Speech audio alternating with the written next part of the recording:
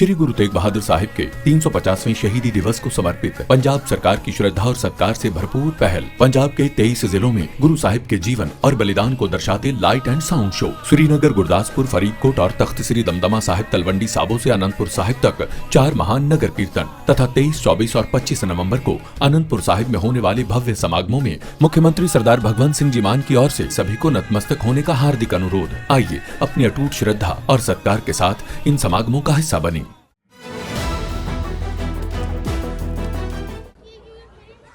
लोकसभा में 240 सीटें आई। वो 240 भाजपा ने तो मन पे ली ही कि हमारे खिलाफ जो प्रचार था, जो गलत किया गया था, शायद हम उसे लोगों तक पहुंचने में, भ्रम फैलाने में रोक नहीं पाए। 240 सीटें आई। लेकिन उसके बाद जो भी चुनाव हुआ हरियाणा, किसी को नहीं लगता था बीजेपी की सरकार आएगी। एवरीबॉडी वाज एक्सपेक्टेड कि सवाल ही पैदा नहीं होता। और सरकार नहीं आई, इतने बहुमत से आई कि किसी की जरूरत ही नहीं पड़ी। फिर महाराष्ट्र हुआ, फिर उड़ीसा हुआ, फिर छत्तीसगढ़ हुआ, फिर दिल्ली हुआ और अब बिहार। मैं बिहार में 1 महीना 5 दिन रही। बिहार में उतरते ही सबने कहा बिहार बिल्कुल डिफरेंट स्टेट है, पॉलिटिक्स को तय करता है। लेकिन यहाँ पर एक सबसे बड़ी बात है कि विकास एक तरफ और जाति सबसे भारी एक तरफ। यही बोला सबने। जिससे बात हुई गांव में, कॉलोनी में, नेताओं से, सबने बोला। मैंने कहा काम तो बहुत हुआ है।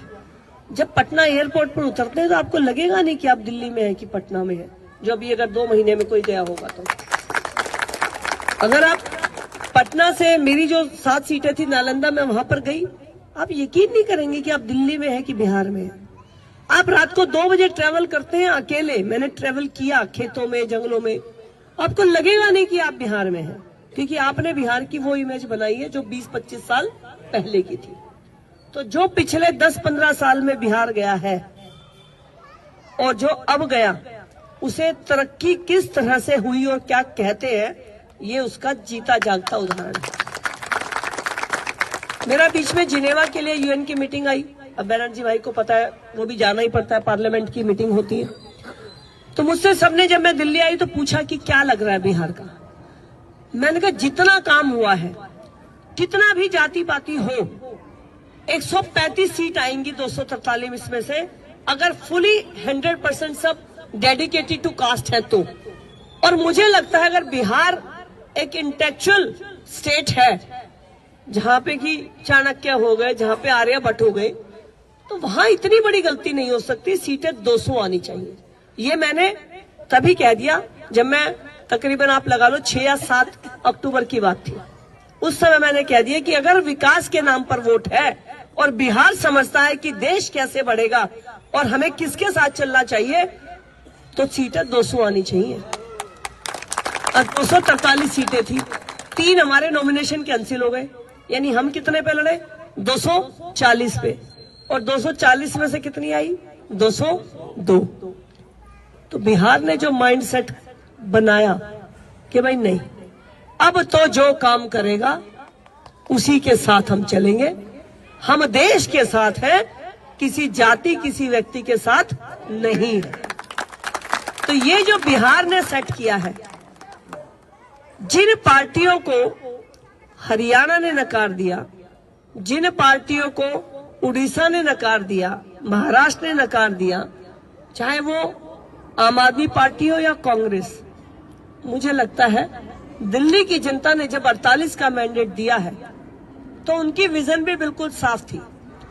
और साफ क्यों ना हो, देश के प्रधानमंत्री इसी द्वारका में आकर कहकर गए हैं कि दिल्ली मुझे दे दीजिए।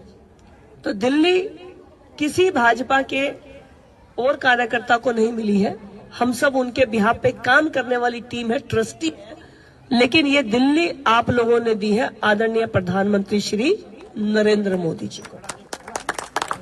और हमारी ट्रैक रिपोर्ट जिस तरह से होती है, आदरणीय पवन शर्मा जी, विधायक उत्तम नगर, हमारे सीनियर, हमारे बीच में है।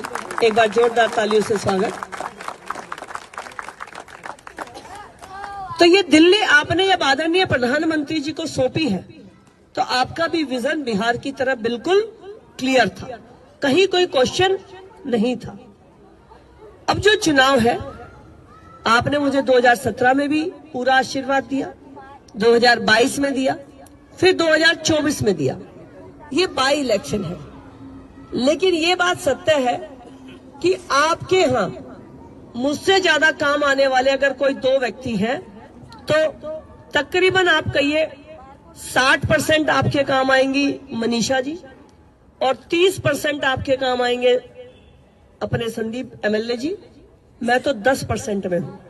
तो जब मुझे 10% में आपने भेज दिया इतने काम से लेके वहां तक, तो आपका विश्वास ही था जो इतना ऊपर आपने मुझे भेजा कि वहां बैठेंगी तो हमारा जो भी अच्छा है वहां बैठ के वो करेंगे। तो सबसे ज्यादा काम पड़ने वाले निगम क्यों है? आपकी रोज की सफाई, आपके बेंच का खाली होना, आपकी प्रूनिंग, आपकी लाइट। मैं 1.5 साल से निगम पार्षद की पोस्ट पर नहीं हूं।